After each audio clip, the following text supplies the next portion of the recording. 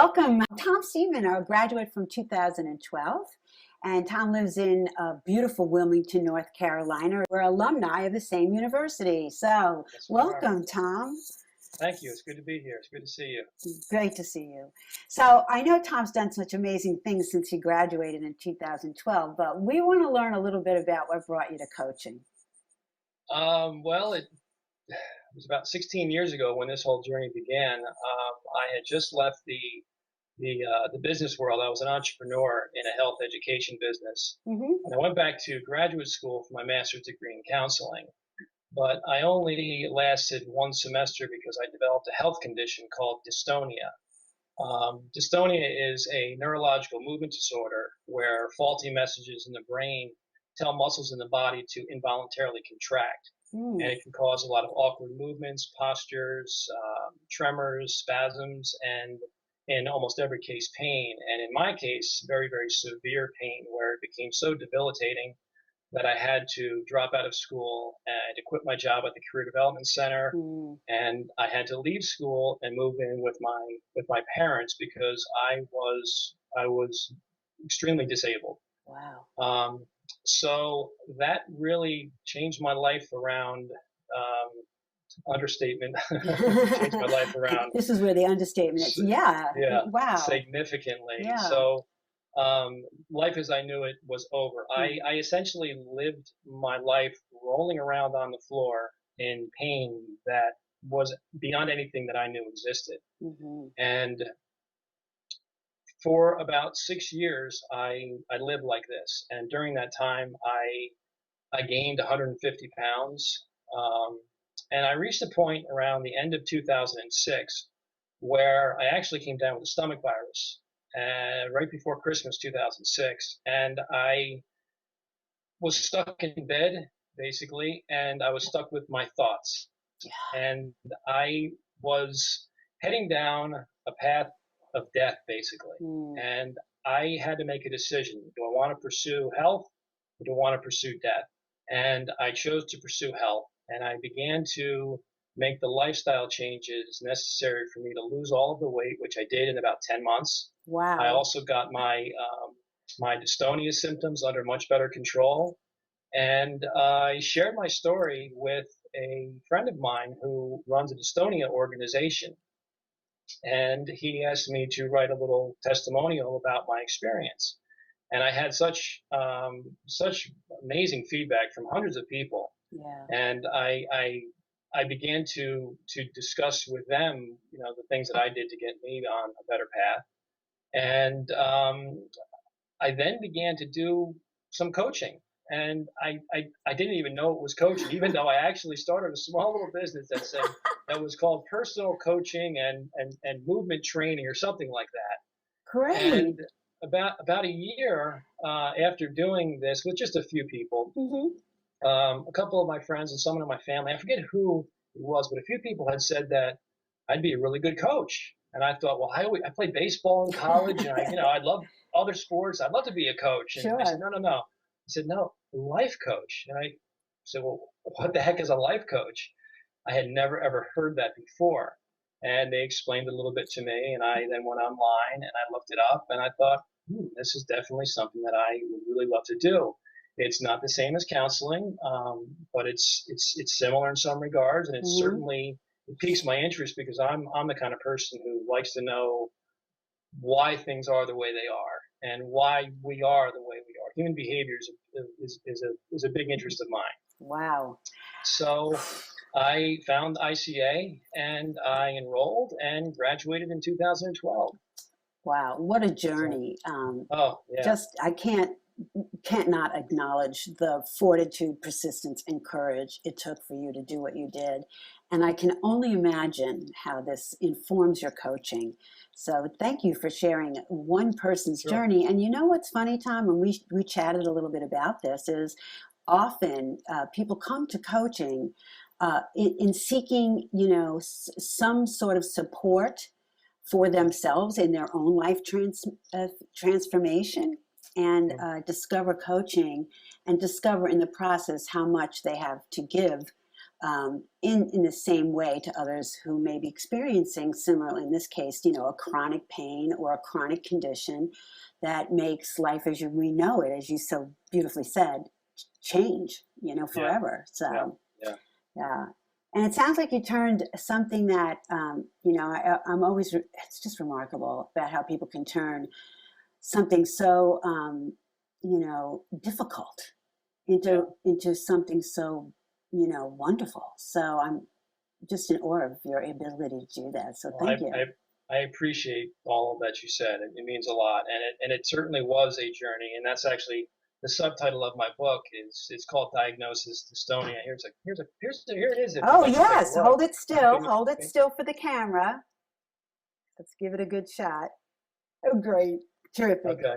It's called Diagnosis Dystonia, Navigating the Journey. And in the book, I share my personal journey, but it's much more than that. It talks about, when people are living with something chronic, they don't just live with the physical symptoms. They deal with grief. They deal with anxiety, depression, stress.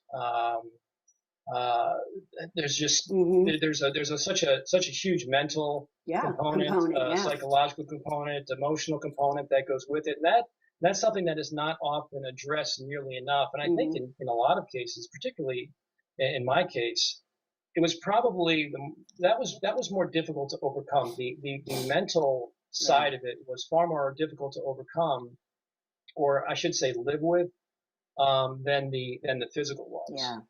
As difficult as the pain was that I experienced, overcoming and learning how to live with the mental was far more significant and longer lasting. Yeah. So in the book, I cover a lot of daily living strategies, healthy living, self-care or self-treatment, something I don't think enough of us do nearly enough.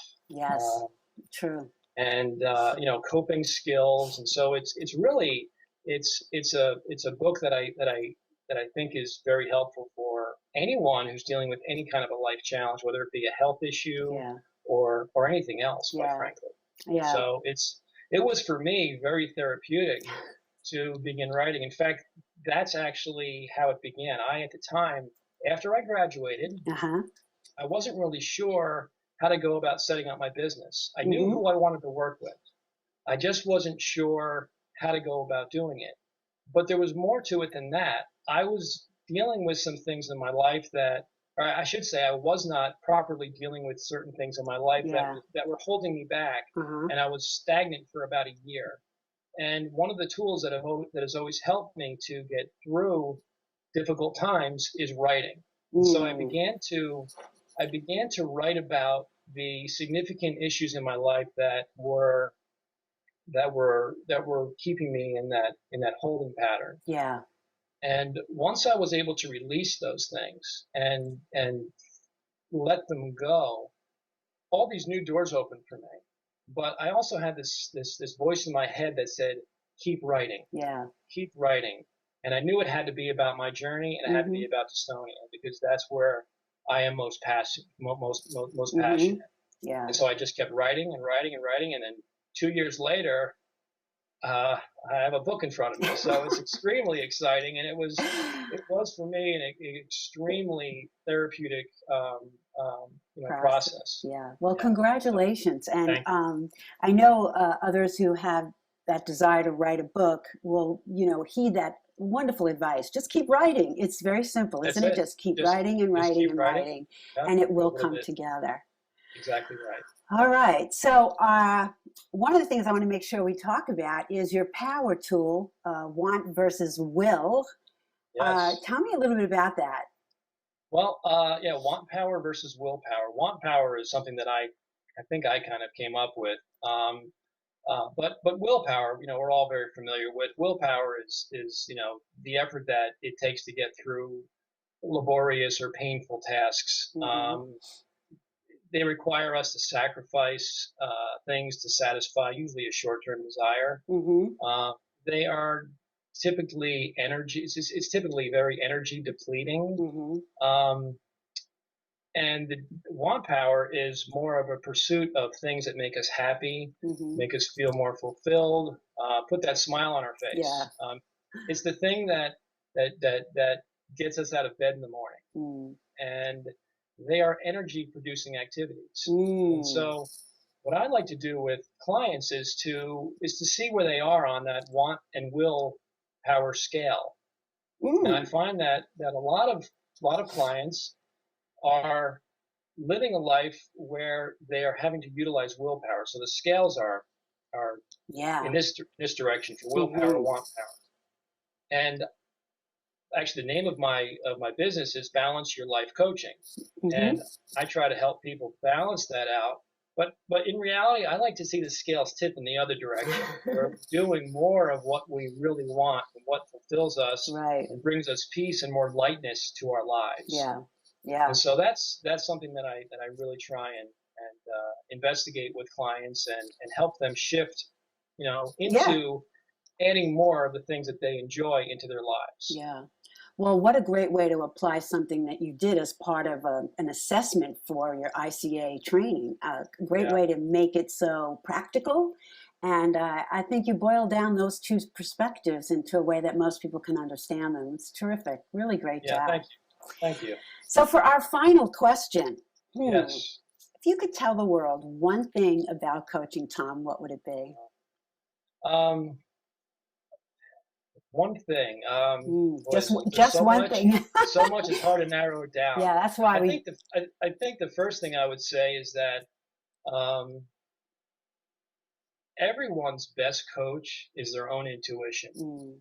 And if we can listen to it, and if we can trust it, and we can follow it, we will be on the right path. And coaches are there to support us and help us stay on that path. And help us get over some of the speed bumps that may be along the way, but also offer us perspective on other paths that may lead us in other, wonderful directions.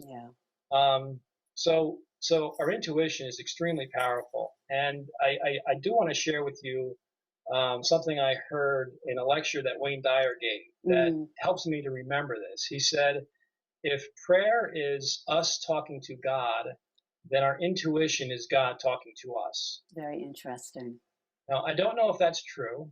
I believe it to be true, but whether it's true or not, I think it's good advice to follow. Yeah, at least to consider it, right? That's what we're all about. At least to consider it. But it rings true for me that intuition is your best coach, and what a coach can help you do is attend to that intuition and to put it in action. Yeah, and help smooth the road on the way there. Yeah, absolutely. Oh, okay, Tom. Well, thank you for a true hero's journey. You made my afternoon. And thanks again for being my guest. My pleasure. It was good to see you.